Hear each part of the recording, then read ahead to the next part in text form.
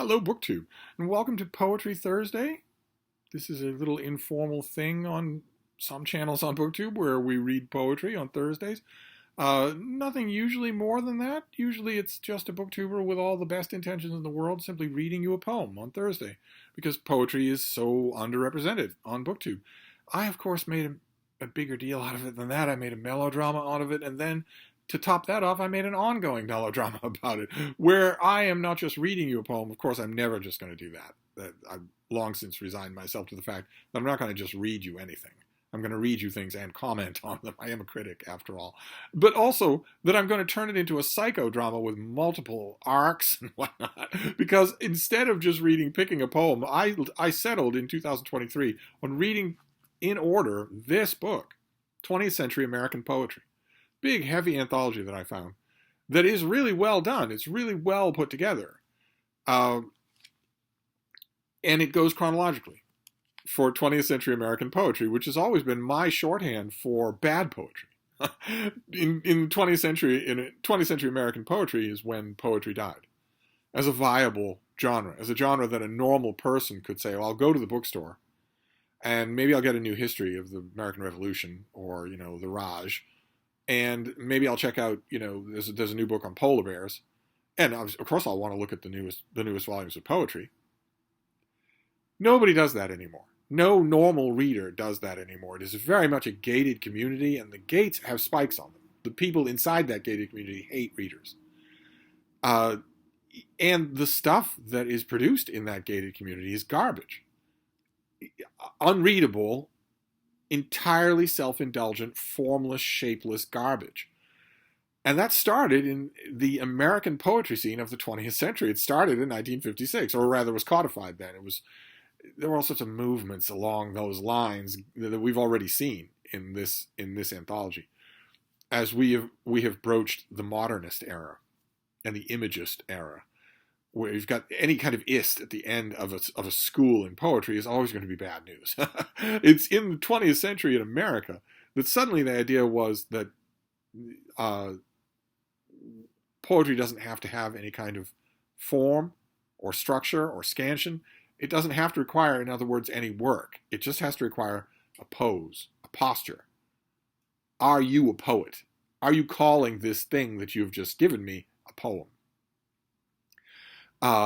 And we've had a rocky road in 2023. We've encountered some really good stuff, but also some very questionable stuff as this anthology moves inexorably forward in time. If I'd started this at the beginning of 2023, well, maybe it would have made a whole year's project. And that would have been a lot of fun. But this is going to be my last Poetry Thursday for 2023. We are ending the first section of this book. So that's rather neatly done. And I'm going to read you today one poem each from two poets in a splinter movement of imagist poetry called spectrist poetry.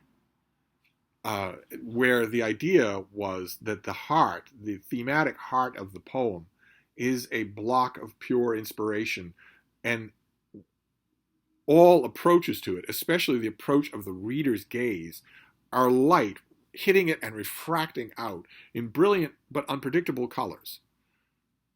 It's spectral. It's a spectrograph of a reactive kind of poetry. And it had two major proponents. Knish was one of them. And I'm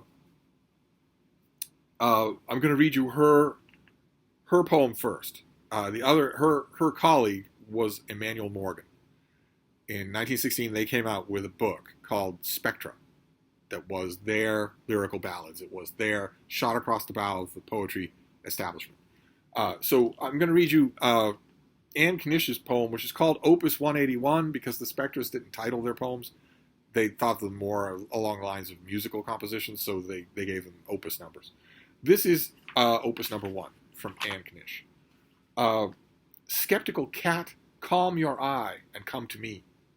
For long ago, in some palmed forest, I too felt claws curling within my fingers. Moons wax and wane. My eyes too once narrowed and widened. Why do you shrink back? Come to me. Let me pat you. Come, vast-eyed one, or I will spring upon you with steel-like hook fingers tear you limb from limb. There were twins in my cradle. ... Okay.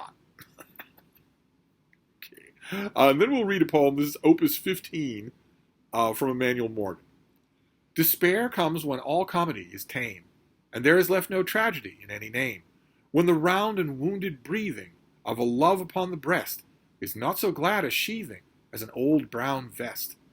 Asparagus is feathery and tall, and the hose lies rotting by the garden wall. Those are two poems, two fairly signature, fairly, they'll do as examples of Spectrist poetry from the two main figures. There's one other Spectrist poet, but these are the two main figures. And you can see right away what they are. The first poem, the cat poem, is nonsense. It borders on some sort of cohesive vision of a poem, where the person is looking at a cat and asking the cat to allow itself to be petted. Of course, that's a futile gesture. And then the second poem is doggerel. It's not that bad as far as doggerel goes. It's competent it would work on a Hallmark card. It would work on a greeting card. It's competent doggerel. It has a kind of a mind behind it. So, when it comes to Spectrist poetry, certainly in this anthology we've seen worse. The only problem with Spectrist poetry and with Emmanuel Morgan and Knish is that they weren't real. They didn't exist. They were the brainchildren of two college buddies, two buddies from Harvard, Witter Bynner and Arthur Fick. Met as young men, and then they met later on. They were both established poets. Arthur Fick, Davenport, Iowa, represent. He was an Iowa poet, an Iowa boy. They were both established poets, and they both looked at modernism and imagism in 20th century American poetry with a rising bile of disgust. They looked at one thing after another and said, a frequent refrain on our Poetry Thursdays in 2023, that's not really poetry. My kid could do that. You're going to call it poetry just because you say so, and I'm supposed to take it that way? They thought, well, that's not really true, and it's really frustrating. It could use a really good Poe-faced send-up. So, in a bar in Moline, Illinois, they thought up the Spectrist movement, and they thought up Anne Knish, and they thought up Emmanuel Morgan, and they gave them biographies, and they hammered out Spectra, the groundbreaking foundational work of Spectrist verse. And it was published, and it took the literary world by storm. Every literary editor in the country was tripping over themselves to get at this book and to give it a review. The New Republic commissioned a long review of Spectra from Witter Bynner, from Hal Bynner. They gave him the job without knowing that he was actually Emmanuel Morgan. And of course, because it was all one huge joke to him and Fick, he praised it to the skies, called it the obvious future of poetry. And this lasted for 2 years. And then a couple of years later, it was Hal Bynner admitted that this was all a joke, that they had made, that he and his buddy had made this up.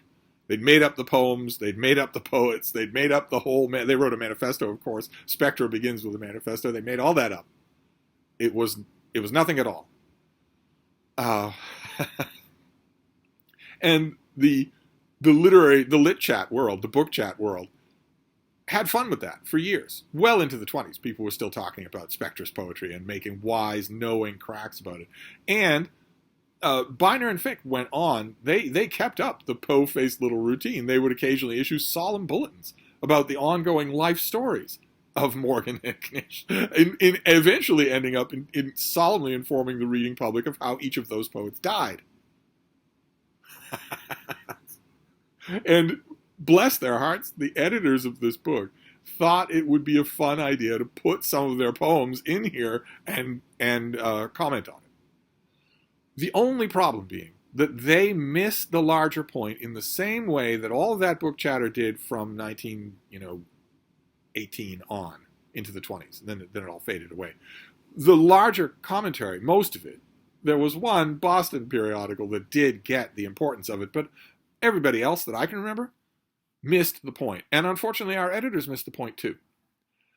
The point that Biner and Fick were trying to make is that if you divorce a genre, in this case poetry, from any visual estimation, from any visually estimatable qualities of how it's good and bad, if you say, this thing that I've just handed you, this paragraph of prose, is in fact a poem, or this stack of verse lines that isn't coherent in any way and is just a stack of prose lines, just because I've stacked it this way, I'm going to call it a poem. If you do that, and you call it modernism, and you say, no matter what you think, this is a poem, and across town at the MoMA, we have a fraud saying, this blank canvas, this canvas with random splotches of paint on it that I just threw over my shoulder without looking at what I was doing, is in fact a painting. We're all saying the same thing. All of us are saying the same thing. What we're saying in our manifestos for our crowds at the Cantab Lounge in Cambridge is, this has always been this way. Art has always been this way. Didn't you notice? Which, as we've covered on this channel, is called gaslighting. If you tell people that know exactly what they're talking about, that they don't have any idea what they're talking about and everything they thought they knew was wrong, and always has been wrong, didn't you notice? You're gaslighting them. You're lying in order to make money. If you do that for poetry, if you say, well, if you're an editor, at any line of scrimmage, whether it's the New Yorker all the way down, to the Poughkeepsie Gazette, and you get a piece of this modernist garbage across your desk, and you don't immediately say to the author, make it into a poem and I'll give you $25 for it, but this is not a poem. If you don't do that, if instead you say, well, who's to say? I mean, I read poetry all the while that I was growing up. I used to buy it in the stores. Now that it's like this, I don't buy it at all. But when it was actual poetry, I did, and I knew that some of it was better than others. And when the country celebrated a famous poet, I was right along to celebrate with them because it took a lot of skill to write poetry that good. If you abandon that and instead say, well, if you are wearing a black turtleneck and you are capable of heaping scorn on me as being a Yahoo, then I'd better agree. If you're doing that, I'd better say, okay, I guess it's poetry then. I don't get it. I don't understand it at all. Maybe nobody understands poetry. So anything could be poetry, I guess. All right, I'll run it. If you do that, you're failing. You're failing the reader, who, again, as I have to point out a million times, is your only responsibility. Not anything else. Your responsibility is not to make sure that somebody doesn't call you, a lowbrow or a Yahoo, or in 21st century terminology, a TERF, or a biological essentialist, or whatever it is. Your goal is not to avoid being mean girl catcalled on social media. Your goal is to serve your reader. And if you take a piece of crap that your kid could have done and decide you're going to call it a poem just because you've been told to, you are misserving your readers.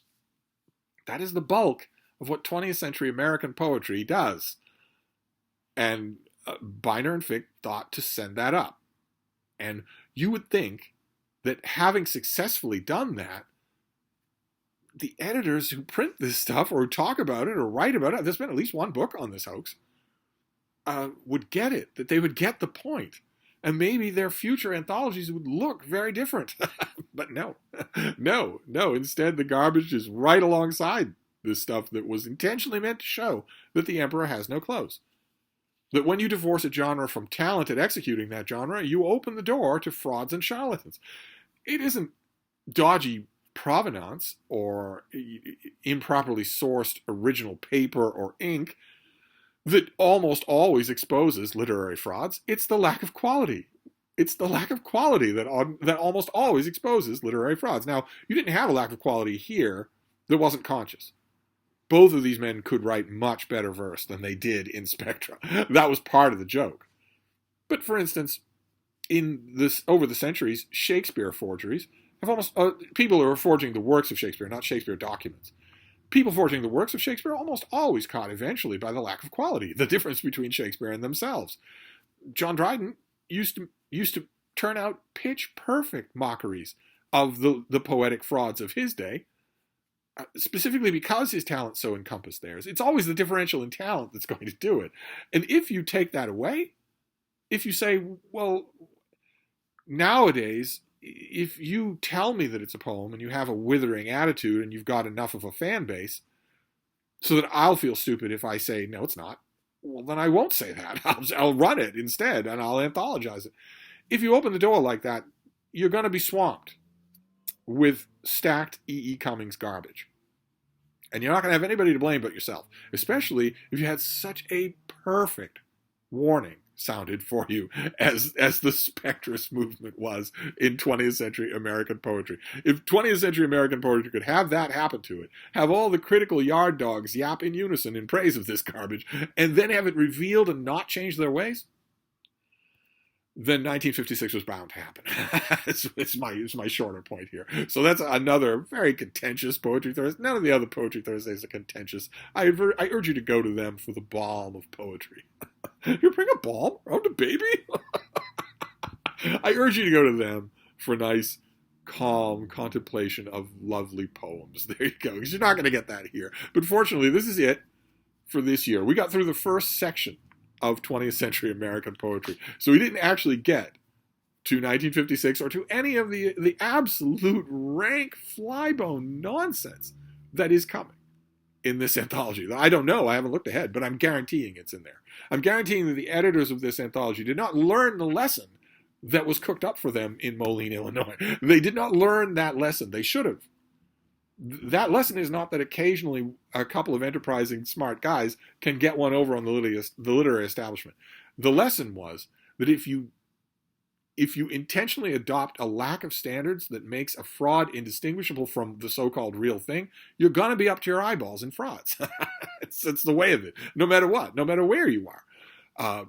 Anyway, that's your poetry rant for today. The Spectress. One last time in the spotlight. So I'll wrap this up for now. This year in poetry has been so much fun. I know I've done a lot of bellyaching, but it's been a lot of fun to bellyache with you about the ups and downs of poetry. We have had some ups. We have had some poems that were really good. So I'm going to wrap this up for now, but I'll be back. Thank you, BookTube.